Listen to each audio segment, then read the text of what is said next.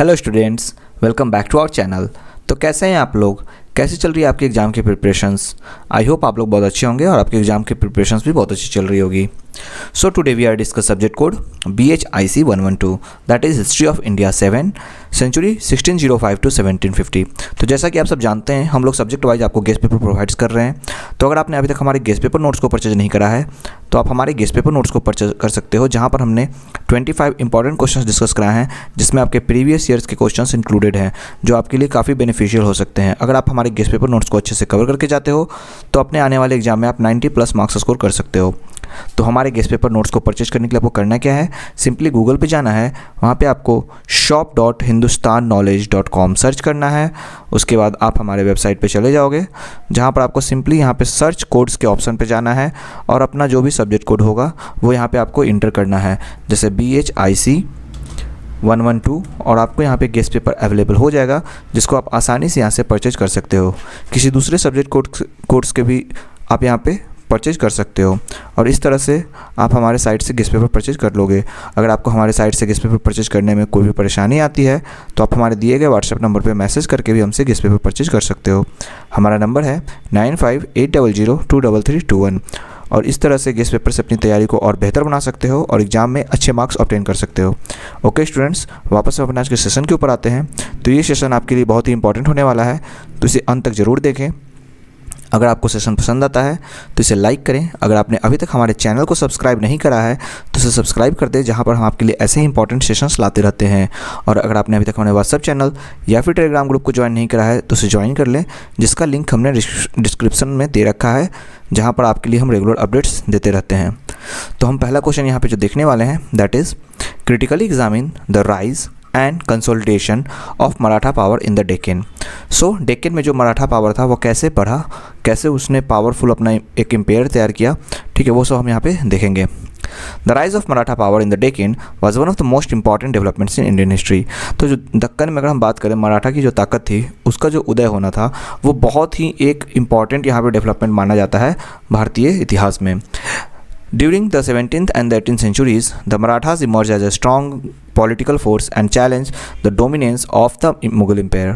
तो अगर हम बात करें 17वीं और 18वीं शताब्दी के, तो इस समय जो मराठा थे वो अपने बहुत ही पॉलिटिकली स्ट्रॉन्ग फोर्स बन करके वो आए थे, ठीक है। और वो उस समय के जो सबसे ताकतवर थे मुग़ल साम्राज्य, उसको वो क्या कर रहे थे, चुनौती दे रहे थे, ठीक है। तो उस समय मुग़ल साम्राज्य का काफ़ी दबदबा था, लेकिन उसको चुनौती देने वाली कौन थी, यहाँ पे मराठा साम्राज्य। Their success was mainly due to strong leadership, military skills and support from local people। और उनका जो ये सक्सेस हो रहा था, जहाँ पर वो अपने जीत हासिल कर रहे थे, उसके पीछे के कुछ कारण थे, जिसमें एक स्ट्रॉन्ग लीडरशिप था, यानी कि एक मजबूत उनकी ताकतवर थी, उनकी जो नींव रख रहे थे, ठीक है, जो नेतृत्व कर रहे थे चीज़ों को, और मिलिट्री की स्किल्स, यानी जो मिलिट्री वो इस्तेमाल करते थे वो भी काफ़ी अच्छी थी, और साथ ही साथ उनको जो लोकल पीपल थे उनका भी काफ़ी सपोर्ट मिल रहा था। अब यहाँ पे हम राइज देखते हैं, rise of Maratha power. The foundation of Maratha power was laid by Shivaji Maharaj in the 17th century. तो अगर हम मराठा पावर की बात करें तो ये तैयार किया गया था, इसका जो नींव रखा गया था वो शिवाजी महाराज द्वारा रखा गया था 17वीं शताब्दी में। He organise the Marathas into a powerful state and establish an independent kingdom in the Deccan. वो मराठास को एकत्रित करते हैं और एक पावरफुल साम्राज्य बनाते हैं, जो कि इंडिपेंडेंट होता है, और वो डेक्कन में तैयार करते हैं इसको, ठीक है। Shivaji capture many forts, build a strong army and used guerrilla warfare tactics to defeat larger enemies. तो शिवाजी कई सारे किलों को मतलब कैप्चर कर लेते हैं, ठीक है, एक अपनी बहुत मजबूत ताकतवर आर्मी सेना तैयार करते हैं, और ठीक है, और यहाँ पे गुरिल्ला, तो एक यहाँ पे ये वॉरफेयर का बात किया गया है, ठीक है, वॉरफेयर टैक्टिक्स, यानी कि जो युद्ध लड़ने की नीति होती है ना, उसको कहते हैं वॉरफेयर टैक्टिक्स। तो गुरिल्ला वॉरफेयर वो टैक्टिक्स अपनाते थे बड़े बड़े दुश्मनों को हराने के लिए, ठीक है। His coronation in 1674 mark the beginning of an independent Maratha kingdom. तो उनका जो यहाँ पे राज तिलक होता है, मतलब कि उनको जो राज गद्दी एक तरह से दी जाती है 1674 ईस्वी में, वो कहीं ना कहीं मराठा किंगडम का एक शुरुआत यहाँ पे माना जाता है, ठीक है। Shivaji also introduced N efficient administrative system. उसके साथ साथ शिवाजी अपने एक एडमिनिस्ट्रेटिव सिस्टम को भी बहुत ही बेहतर यहाँ पे इंट्रोड्यूस करते हैं, चलाते हैं। ही form the Ashta Pradhan council, a group of 8 ministers who helped in governance. वो यहाँ पे एक अष्ट प्रधान काउंसिल तैयार करते हैं, इसमें मतलब कि 8 मेंबर्स होते हैं, ठीक है। जो उनके एडमिनिस्ट्रेशन में, गवर्नेंस में हेल्प करते हैं। He promoted agriculture, trade and justice which increase the support of the people. और उसके साथ साथ वो एग्रीकल्चर को, ट्रेड को और जस्टिस को काफ़ी ज़्यादा प्रमोट करते हैं, जो कि लोगों का जो सपोर्ट है पाने में उनको मदद करता है। ठीक है। After Shivaji's death in 1680 the Marathas face difficulties due to Mughal attacks led by Aurangzeb. However the Marathas continue to resist and eventually weakened Mughal control in the Deccan. 1680 ईस्वी में शिवाजी की डेथ हो जाती है। ठीक है। तो जब 1680 ईस्वी में शिवाजी की डेथ होती है तो उसके बाद मराठास को कई सारी दिक्कतों का सामना करना पड़ता है। उस समय मुगल्स, जो कि औरंगजेब के अंदर होता है, वो काफ़ी इन पे अटैक करते रहते हैं, लेकिन इसके बाद भी मराठास जो थे वो कई हद तक रेसिस्ट करते हैं उनको, और उस समय मुगल का जो कंट्रोल है वो कमज़ोर हो जाता है डेक्कन में। अब इसका कंसोलिडेशन देखते हैं। So consolidation of Maratha power. The real consolidation of Maratha power took place under the Peshwa, especially Balaji Vishwanath and Bajirao first. अगर हम मराठा के ताकतों की बात करें तो उसका जो सबसे ज़्यादा मतलब वो फैलता है वो पेशवास के अंदर फैलता है, खास करके बालाजी विश्वनाथ और बाजीराव प्रथम के दौरान। They expanded Maratha influence beyond the Deccan and into northern and central India. तो वो मराठास के पावर को और एक्सपैंड करते हैं, फैलाते हैं, और ये डेक्कन से और दूर नॉर्दर्न और सेंट्रल इंडिया तक फैल जाता है। The Marathas collected chauth 1/4 tax and sardeshmukhi additional tax from many regions which increase their revenue.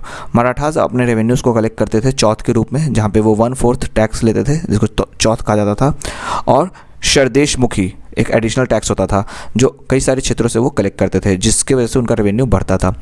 Their military strength and administrative organisations helped them establish control over large territories. उनका जो मिलिट्री ताकत था, ठीक है, जो उनके पास सैनिकों की जो ताकत थी वो काफ़ी मजबूत थी, और उनका एडमिनिस्ट्रेटिव ऑर्गेनाइजेशन भी काफ़ी अच्छा था, जो कि कहीं ना कहीं उनको बड़े बड़े टेरिटरीज, ठीक है, बड़े बड़े क्षेत्रों पे अच्छे से कंट्रोल करने में मदद करता था।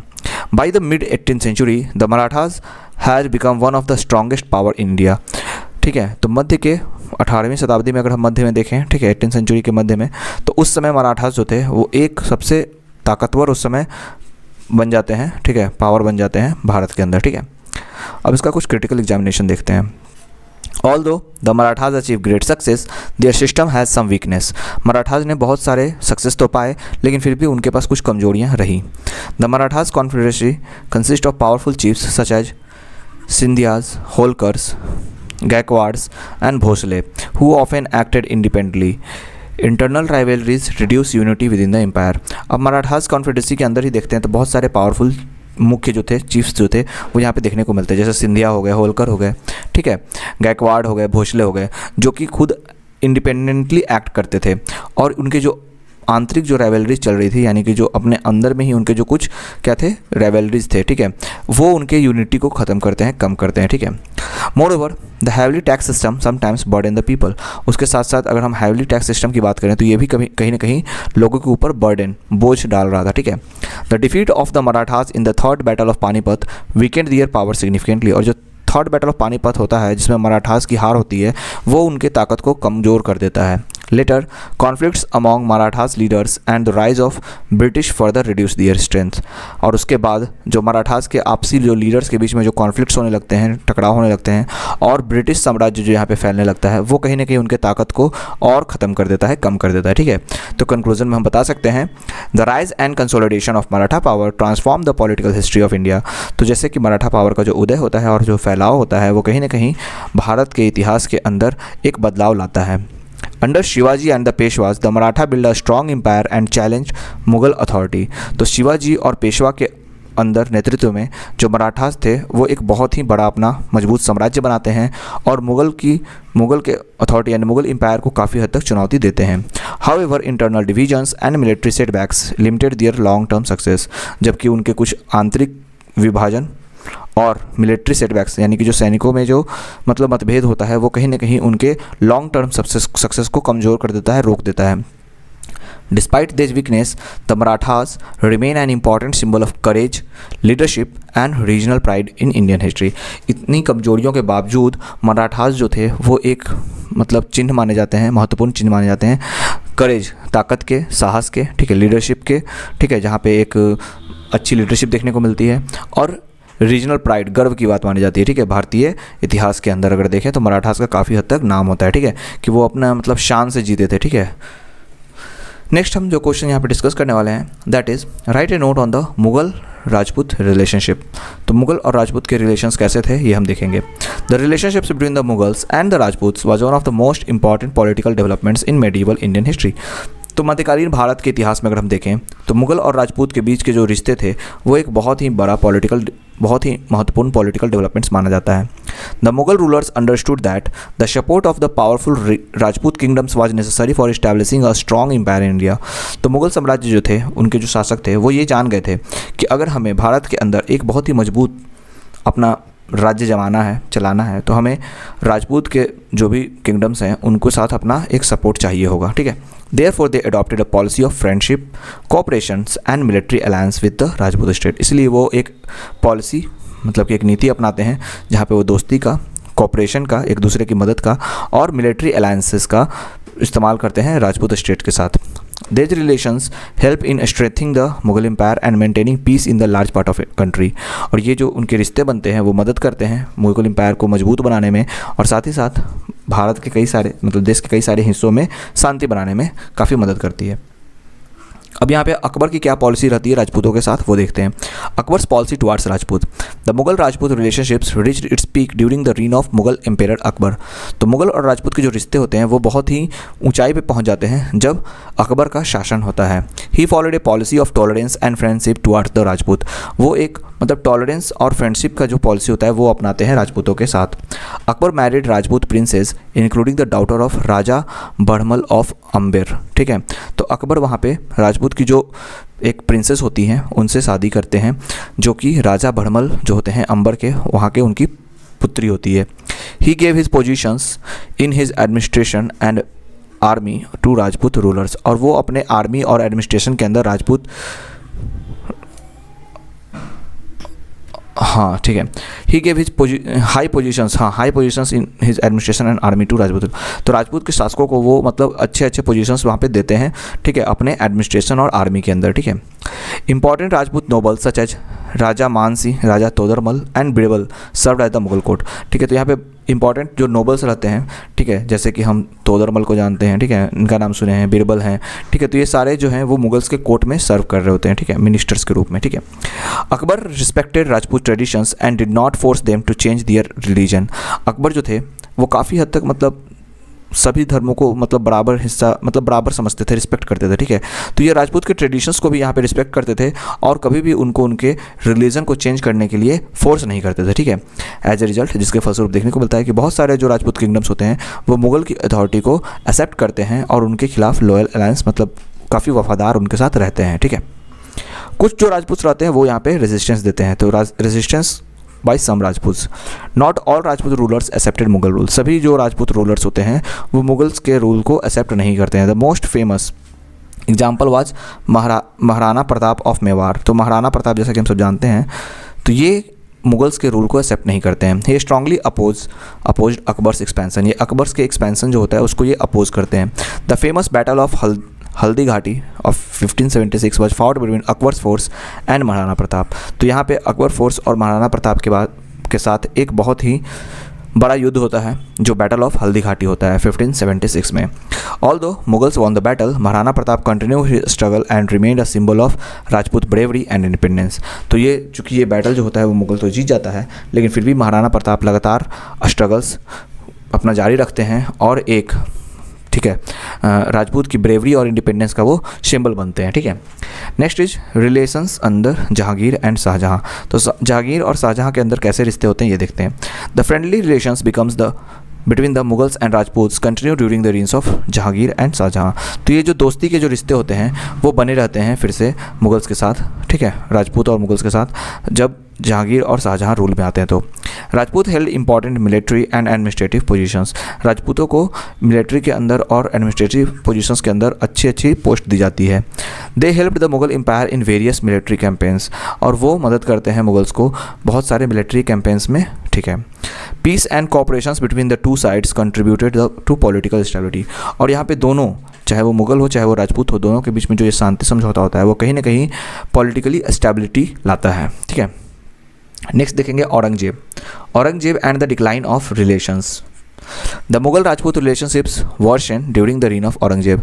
तो मुगल और राजपूत का जो रिलेशन होता है वो बिल्कुल ख़राब हो जाता है औरंगजेब के समय, ठीक है। Aurangzeb followed a more Orthodox religious policy. तो ये काफ़ी कट्टरता अपना धर्म का नीति अपनाता है, ठीक है।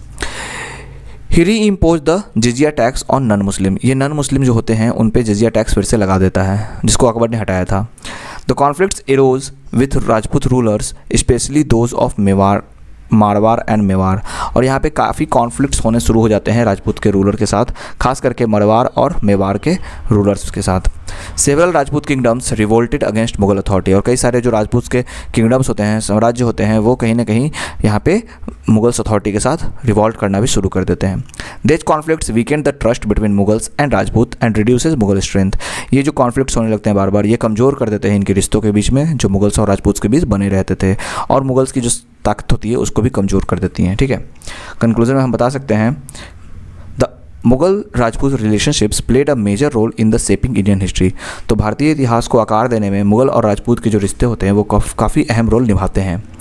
Akbar's policy of friendship and cooperations created a strong alliance that helped expand and stabilize the Mughal Empire। तो अकबर का जो नीति होता है जहाँ पर वो दोस्ती और कॉपरेशंस करके एक स्ट्रॉन्ग अलायंस बनाता है राजपूत के साथ, वो उसके मुगल एम्पायर को स्टेबलाइज करता है और उसे एक्सपैंड करने में मदद करता है।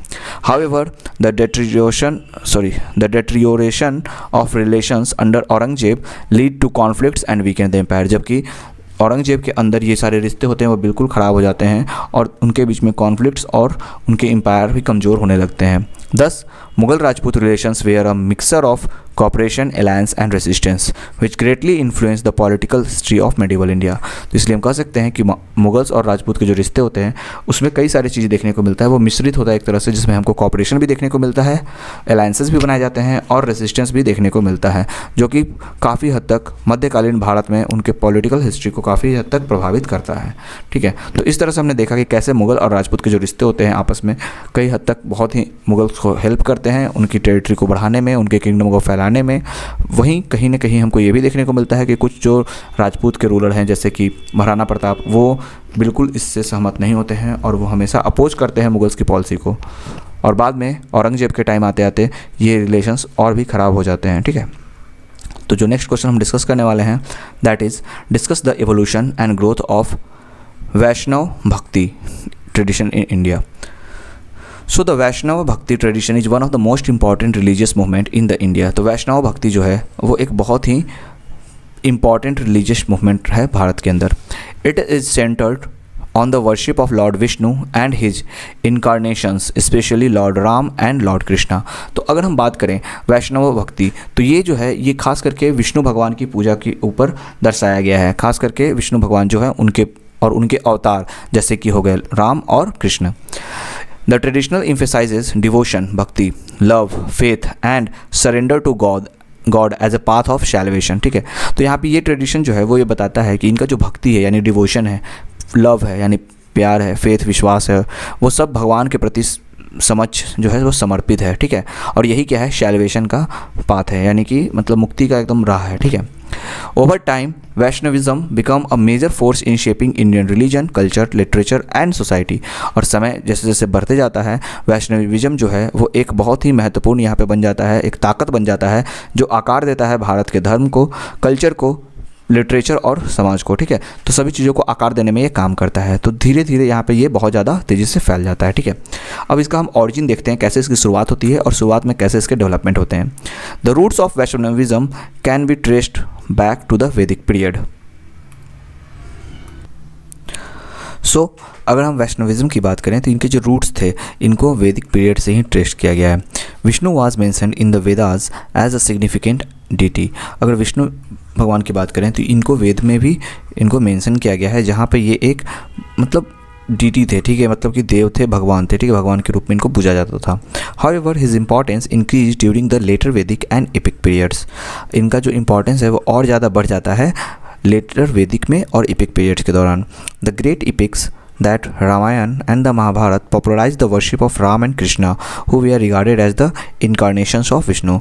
और बाद में जो हमारे एपिक्स बने हैं बहुत सारे, जैसे कि रामायण हो गए, महाभारत हो गए, ठीक है, इसमें जो राम भगवान और कृष्ण भगवान की जो पूजा की जाती है, जो बहुत ज़्यादा पॉपुलराइज्ड है, वो कहीं ना कहीं एक इनकारनेशन हमको दिखता है, अवतार दिखता है विष्णु भगवान का, ठीक है।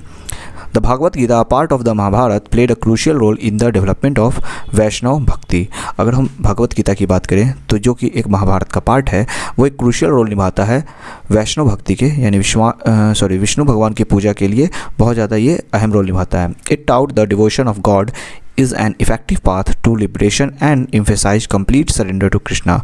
ये सिखाता है कि अगर भगवान की हम भक्ति करेंगे तो उससे हम अपने जीवन में एक बेहतर, ठीक है, रास्ता हासिल कर पाएंगे, ठीक है। और ये भी बताता है कि किस तरह से हमें कृष्ण भगवान के आगे समर्पित होना चाहिए, अपने जो भी हमें सिर्फ कर्म करने चाहिए और बाकी आगे का बात जो भी है वो भगवान पे छोड़ देना चाहिए, ठीक है। सो अब हम देखते हैं कि इसका ग्रोथ कैसे हुआ मेडिवल पीरियड के दौरान, जो वैष्णव भक्ति थी। तो growth during the medieval period, the Vaishnav bhakti movement gained strength between the 6th and 12th century in South India. तो वैष्णव भक्ति का जो हम अगर बात करते हैं कि ये कैसे फैला, तो ये ज़्यादा फैला है 6 से लेकर 12th सेंचुरी के बीच में, और वो साउथ इंडिया में।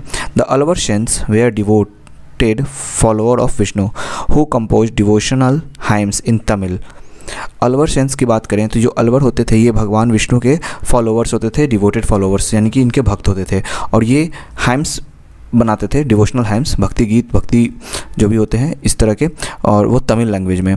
They spread the message that sincere devotion was more important than rituals और कास्ट डिस्क्रिमिनेशंस। वो ये भी मैसेज फैलाते थे कि भगवान की श्रद्धापूर्वक भक्ति जो है वो ज़्यादा ज़रूरी है और भी पूजा पाठ से, ठीक है, या फिर जो भी हम कास्ट डिस्क्रिमिनेशन करते हैं उससे, ठीक है। Later, philosophers such as Ramanuja gave a philosophical foundation to Vaishnavism। बाद में जो फिलोसफर संत हुए जैसे कि रामानुजा, वो अपना एक फाउंडेशन देते हैं, फिलोसफिकल फाउंडेशन देते हैं वैष्णविज्म में। He propounded the doctrine of विशिष्ट Dvaita, that is qualified non-dualism, and taught the devotion to Vishnu leads to salvation। तो उसके बाद जो रामानुजा जो होते हैं वो एक डॉक्ट्रिन ऑफ विशिष्टवादिता, ठीक है, विशिष्टवादिता ये वो देते हैं, that is the qualified non dualism. और ये कहीं ना कहीं सिखाता है कि कैसे हम विष्णु की भक्ति करके सैल्वेशन को प्राप्त कर सकते हैं, ठीक है। Other important Vaishnav teachers include Madhvacharya, Nimbarka and Vallabhacharya, who developed different schools of Vaishnav philosophy. और बाद में कुछ इंपॉर्टेंट जो वैष्णव टीचर्स होते हैं जैसे कि माधवाचार्य हो गए, निम्बरका हो गए और वल्लभाचार्य हो गए, ये और डेवलप करते हैं इस तरह के वैष्णव फिलॉसफी के स्कूल्स, ठीक है, जिसमें वो बताते हैं कि कैसे हम विष्णु की भक्ति करके अपनी सैल्वेशन को प्राप्त कर सकते हैं। अब ये कैसे पूरे भारत भर में फैलता है देखते हैं। From south India the Vaishnav bhakti movement spread to north India. तो ये दक्षिण भारत से पूरे उत्तर भारत तक फैल जाता है वैष्णव भक्ति, ठीक है। Saints such as Ramanand, Surdas, Tulsidas and Chaitanya Mahaprabhu promoted devotion to Ram and Krishna through songs, poetry and public preachings. अब यहाँ पे बहुत सारे संत महात्मा होते हैं, जैसे रामानंद हो गए, सूरदास हैं, तुलसीदास हैं, जिनको हमने बचपन में भी पढ़ा है, और फिर चैतन्य महाप्रभु हो गए। ये भक्ति बताते हैं राम की और कृष्ण की, और उनको फैलाते हैं अपने सॉन्ग्स के थ्रू, ठीक है, पोइट्री के थ्रू और पब्लिक प्रीचिंग्स के थ्रू, ठीक है। Chaitanya Mahaprabhu's teaching in Bengal emphasized love for Krishna through singing and chanting, that is Kirtan. His movement greatly influenced Eastern India and later spread worldwide। अगर हम बात करें चैतन्य महाप्रभु की, तो इनकी जो भक्ति होती है, ये जो बताते हैं, ठीक है, ये बंगाल में बहुत ज़्यादा अपने टीचिंग्स को फैलाते हैं कृष्ण के प्यार को लेकर के, और ये उनको गीत से और कीर्तन से करके बहुत ज़्यादा इसको फैलाते हैं, और उनका जो ये मूवमेंट होता है वो बहुत ज़्यादा प्रभावित करता है ईस्टर्न इंडिया को, और बाद में ये पूरे विश्व भर में फैलता है, ठीक है। Impact of Vaishnav Bhakti tradition। The Vaishnav Bhakti traditions had a deep impact in Indian society। अगर हम वैष्णव भक्ति की बात करें तो ये बहुत ज़्यादा प्रभाव डालता है भारतीय समाज के ऊपर, ठीक है, इसका बहुत ज़्यादा प्रभाव पड़ता है। First is promoted equality and reduce caste barriers. ये इक्वालिटी, समानता को प्रमोट करता है, और जो कास्ट के नाम पे जो बैरियर्स होते हैं उनको ये कम करता है। Second, encourage the use of regional languages in religious literature. तो जो भी धार्मिक ग्रंथ हैं, ठीक है, उसके अंदर ये क्षेत्रीय भाषा का उपयोग करने को प्रोत्साहित करते हैं, इनकरेज करते हैं। Next is the inspired devotional poetry, music, dance and temples architecture. और ये भक्ति के गीत, संगीत, नृत्य या फिर जो भी कला है, इसको ये बहुत ज़्यादा क्या करते हैं, इंस्पायर करते हैं। Made religious accessibles to common people, जो सामान्य लोग हैं उनके पास भी धर्म के लिए क्या हो, एक्सेस हो, वो भी उनको मतलब पूजा पाठ जो भी है धर्म को लेकर के उनके लिए भी सब कुछ सामान्य हो, ऐसा वो करते हैं। ठीक है। Next is strengthen values of love, compassion and devotion. और जो यहाँ पे वैल्यूज़ है लव का, कंपैशन और डिवोशन का, उसको ये मजबूत करते हैं, प्यार को, ठीक है, श्रद्धा को, ठीक है, भक्ति है, ये सब को वो क्या करते हैं, यहाँ पे मजबूत बनाते हैं। तो कंक्लूजन में हम बताएंगे, द वैष्णव भक्ति traditions evolve from ancient worship of Vishnu into a powerful devotional movement that spread through out India. तो यहाँ पे जो वैष्णव भक्ति है ये प्राचीन समय से ही विष्णु की पूजा को लेकर के फैला है और ये धीरे धीरे और ज़्यादा पूरे भारत भर में फैल जाता है। Through the efforts of sons, philosophers and poets, it emphasizes personal devotion and spiritual equality. और यहाँ पे जो संत हैं, जो हमारे फिलोसफर्स हैं और पोएट्स के दौरान इनके एफर्ट्स की वजह से ये और ज़्यादा पर्सनल डिवोशन को फैलाता है और लोगों में इक्वालिटी को भी बढ़ाता है। Its influence on Indian religion, culture, literature and society remain significant even today. और इसका जो प्रभाव है भारत के समाज पे, धर्म समाज पे, भारत के जो भी धर्म है, ठीक है, कल्चर है, ट्रेडिशन है, लिटरेचर है, इन सब के ऊपर भी बहुत ज़्यादा अपना प्रभाव डालता है और आज भी उनको प्रभावित करता है। तो इस तरह से हमने देखा कि जो वैष्णव भक्ति है, मतलब विष्णु भगवान की जो पूजा है, वो पहले भी बहुत ज़्यादा क्या थी, लोगों के लिए मतलब एक रास्ता दिखाती है समानता की, ठीक है, जहाँ पे वो लोग कहीं ना कहीं विष्णु भगवान की पूजा करते हैं, भक्ति करते हैं, ठीक है। और यहाँ पे जो संत हैं, फिलोसफर्स हैं, इनकी मदद से ये और ज़्यादा प्रभावित करते हैं लोगों को सच्ची भक्ति को लेकर के, ठीक है। और ये इक्वालिटी की भी एक बात करता है और आज के टाइम में भी इसकी बहुत ज़्यादा हम मतलब चर्चा करते हैं, इसको हम उपयोग में लाते हैं। सो नेक्स्ट क्वेश्चन हम डिस्कस करने वाले हैं, that is discuss the evolution of Mughal school of painting. So, the Mughal school of painting was one of the most important achievements of Indian art। तो अगर हम भारतीय कला के अंदर देखें तो मुगल स्कूल ऑफ पेंटिंग जो है वो बहुत ही इंपॉर्टेंट एक अचीवमेंट माना जाता है। It develop during the rule of Mughal empires from the 16th to 18th century. और इसका जो विकास है वो मुगल एम्पेयर के दौरान हुआ था, जो 16वीं से 18वीं शताब्दी के बीच में हुआ था। This style was a blend of Persian, Indian and later European artistic traditions. और ये जो स्टाइल है मुगल स्कूल ऑफ पेंटिंग में, इसमें हमको थोड़ा सा पर्शियन, भारतीय और यूरोपियन तीनों का यहाँ पे मिश्रित एक स्टाइल देखने को मिलता है। Mughal paintings are known for their fine detail, bright colours, realistic figures and rich decorations. तो मुगल्स के जो पेंटिंग्स होते हैं उसमें हमको ज़्यादातर जो चीज़ें देखने को मिलती हैं, जिसके लिए वो जाना जाता है, उसमें फाइन डिटेल्स होती हैं, चीज़ों की डिटेलिंग बहुत अच्छे से की जाती है, ब्राइट कलर्स का इस्तेमाल किया जाता है और फिगर्स को रियलिस्टिक दिखाने की कोशिश की जाती है और साथ ही साथ डेकोरेशन बहुत ही अच्छे तरीके से किया जाता है। इसकी ओरिजिन को हम देखते हैं। So the Mughal school of painting began during the reign of Humayun. तो हुमायूं के शासन काल में ही इसकी शुरुआत होती है। After returning from Persia, Humayun brought Persian artist such as Mir Syed Ali and Abd al Samad to India. तो जब हुमायूं पर्शियन से रिटर्न होते हैं, आते हैं वापस, तो वो अपने साथ कुछ पर्शियन आर्टिस्ट लेकर के आते हैं, कलाकार लेकर के आते हैं, जैसे मीर सैयद अली हो गए, ठीक है, अब्द अल समद हो गए, इनको भारत लेकर आते हैं। These artists led the foundation of Mughal painting in by introducing Persian techniques and style. और ये सारे जो कलाकार होते हैं ये नींव रखते हैं भारत के अंदर मुगल पेंटिंग की, और यहाँ पे वो पर्शियन टेक्निक्स और स्टाइल का इस्तेमाल करते हैं। अब इसका डेवलपमेंट होता है अकबर के दौरान, अकबर के रीन में इसका और डेवलपमेंट होता है। The Mughal school flourished under Akbar. अब ये जो मुगल स्कूल जो होता है, यानी कि मुगल स्कूल ऑफ आर्ट जो होता है, ये और ज़्यादा फैल जाता है अकबर के अंदर। Akbar established a royal painting workshop and employed many Indian and Persian artist. तो अकबर क्या करते हैं, एक रॉयल पेंटिंग वर्कशॉप इस्टेब्लिश करते हैं जिसके अंदर बहुत सारे भारतीय और पर्शियन कलाकार होते हैं। During his reign illustrated manuscripts such as Hamzanama, Akbarnama, Razmnama were produced. और इनके शासनकाल के दौरान बहुत सारे मैन्युस्क्रिप्ट्स बनाए जाते हैं, जैसे हमज़ानामा हो गया, अकबरनामा हो गया, रज़मनामा हो गया, ठीक है। तो ये सारे यहाँ पर तैयार किया जाता है। अब कुछ इंपॉर्टेंट फीचर्स देखते हैं अकबर के पेंटिंग्स के दौरान। तो पहला है ब्राइट एंड विविड कलर्स, इसमें बहुत सारे चमकीले ब्राइट और विविड कलर्स का इस्तेमाल किया जाता है। डिपिक्शन ऑफ हिस्टोरिकल इवेंट्स, जो भी हिस्टोरिकल इवेंट्स हुए थे, घटनाएं घटी थी, उसको यहाँ पे दिखाने की कोशिश की जाती है। Large composition with many figures, तो यहाँ पे कई सारे फिगर्स बना करके बड़े बड़े उसको दिखाया जाता है। Blend of Persian and Indian style, तो इसमें भारतीय के साथ साथ पर्शियन स्टाइल्स का इस्तेमाल किया जाता है, दोनों को मिला करके यहाँ पे दिखाया जाता है। गोल्डन एज आता है जहांगीर के रीन में, ठीक है। तो जहांगीर जब अपना शासन करते हैं तो इसको गोल्डन एज कहा जाता है, क्योंकि इस समय ये और ज़्यादा फैल जाता है। The Mughal school reached its peak during the reign of Rajgir, तो राजगीर के शासन काल में जो मुगल स्कूल ऑफ आर्ट है ये अपनी सबसे ऊंचाई पर होता है। Jahangir had a deep interest in the art and encouraged realism, Jahangir जो होते हैं वो उनका बहुत ज़्यादा मतलब इंटरेस्ट होता है आर्ट कला में, और वो इसको बहुत ज़्यादा इनकरेज करते हैं। Artists painted portraits, birds, animals, flowers and natural scenes with great accuracy, यहाँ पे जो कलाकार होते हैं वो पेंट करते हैं, पोर्ट्रेट्स बनाते हैं बर्ड्स के, एनिमल्स के, फ्लावर्स और नेचुरल जो सीन्स होते हैं, प्राकृतिक सीन्स होते हैं, उनके बहुत ही एक्यूरेसी के साथ, मतलब बिल्कुल प्योर जो दिखता है वैसा एकदम 100%, ठीक है।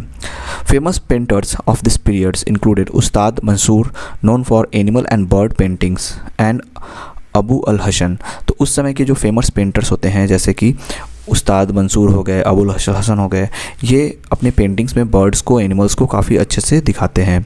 European artistic influences such as shading and perspective also become visible, अब जो यूरोपियन आर्टिस्ट होते हैं वो अपने शेडिंग्स को, पर्सपेक्टिव्स को भी और ज़्यादा अच्छे से इसमें विजिबल दिखाते हैं, तो ये काफ़ी हद तक क्या करता है, इन्फ्लुएंस करता है।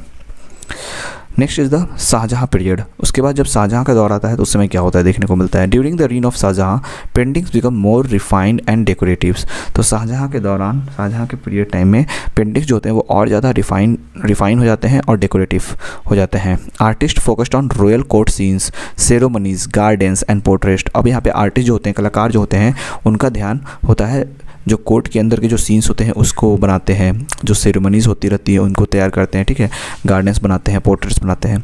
The paintings reflected the luxury and grandeur of Mughal court, तो जो मुगल कोर्ट के जो मेन सुंदरता होती है उसको पेंटिंग्स यहाँ पे दिखाते हैं वो अपने पेंटिंग्स में। औरंगजेब के टाइम में इसका डिक्लाइन हो जाता है। During the reign of Aurangzeb royal patronage of painting declined because he showed little interest in art, Aurangzeb के समय क्या हो जाता है, जो पेंटिंग जो इतना फैला था, इतना मुगल्स के टाइम में बहुत ज़्यादा अपने पीक पे पहुंचा था, वो यहाँ पे डिक्लाइन होने लगता है, क्योंकि यहाँ पे औरंगजेब होते हैं उनका कोई भी इंटरेस्ट ज़्यादा दिखता नहीं है कला के अंदर।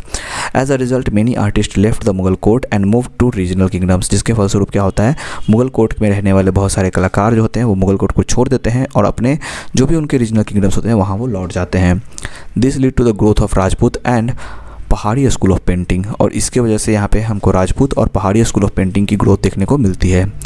मुगल की पेंटिंग की क्या फीचर्स होती है ये समझते हैं। First, combination of Persian and Indian style, सबसे इंपॉर्टेंट है यही कि इसमें पर्शियन और इंडियन दोनों के स्टाइल का ब्लेंड होता है। Second, realistic portraits and natural scenes, इसमें पोर्ट्रेट्स को रियलिस्टिक तौर पे दिखाया जाता है और इसमें नेचुरल सीन्स बहुत ज़्यादा देखने को मिलते हैं। Next is the fine brush work and detail design, यहाँ पे डिटेल डिज़ाइन देखने को मिलता है और ब्रश वर्क का भी बहुत अच्छे से इस्तेमाल किया जाता है। And use of bright colours and gold, यहाँ पे ब्राइट कलर्स का इस्तेमाल किया जाता है, गोल्ड का इस्तेमाल किया जाता है। And next is the historical literary and courtly themes, तो यहाँ पर ज़्यादातर जो इतिहास में हुए घटनाएं होती हैं, कोर्ट में होने वाले सीन्स होते हैं, इन सब चीज़ों को दिखाने की कोशिश की जाती है। सो कंक्लूजन में हम बता सकते हैं the Mughal school of painting evolve from Persian influence into a unique Indian art form. तो यहाँ पे अगर हम मुगल्स की अगर हम पेंटिंग की बात करें तो इसमें हमको दोनों का कॉम्बिनेशन देखने को मिलता है, पर्शियन और इंडियन, दोनों का यहाँ पे ये ब्लेंड होता है इसमें, तो ये दोनों का कॉम्बाइंड होता है, ठीक है। It reach its highest level under Akbar and Jahangir, ये अपनी सबसे ऊंचाई पे पहुंचता है, ठीक है, अकबर और जहांगीर के टाइम में। Became more elegant under Shah Jahan, और शाहजहाँ के टाइम में तो और भी अच्छा बेहतर ये हो जाता है, क्योंकि इसमें हमको बहुत हद तक कोर्ट्स के भी सीन्स देखने को मिलते हैं, सेरेमनीज देखने को मिलते हैं, इन सारे को पेंटिंग्स में वो दिखाया जाता है। और ये डिक्लाइन हो जाता है औरंगजेब के शासनकाल में। Despite its decline it greatly influence later Indian paintings traditions and remain an important part of Indian culture heritage, चूँकि इसका डिक्लाइन होने के बावजूद इसका जो प्रभाव है बहुत ज़्यादा भारत के पेंटिंग्स के अंदर देखने को मिलता है और ये बहुत ही अहम पार्ट हो जाता है इंडियन कल्चर हेरिटेज के अंदर, ठीक है। तो ये कहीं ना कहीं भारत के अंदर कला को बहुत ज़्यादा अच्छे से डिफ़ाइन करता है, जहाँ पर हम देखते हैं कि इंडियन और पर्शियन ब्लेंड हमको देखने को एक साथ मिलता है, जहाँ पे कई सारे हमारे ऐसे कलाकार होते हैं जो कि मुग़ल के कोर्ट में होते हैं और उन्होंने अपना सहयोग देना है इस सब चीज़ों को बनाने में, ठीक है। जहाँ पे वो कोर्ट्स के सीन दिखाते हैं, नेचुरल सीन्स दिखाते हैं, ठीक है, और भी कई सारी चीज़ों को वो यहाँ पे अपने आर्ट के अंदर प्रभावित करते हैं। सो इस तरह से हमने आज का अपना सेशन कंप्लीट किया, that is BHIC 112। I hope आपको ये सेशन पसंद आया होगा। अगर आपको सेशन पसंद आया है तो इसे लाइक करें। अगर आपको कोई भी इसमें डाउट होता है तो आप हमें कमेंट कर सकते हैं।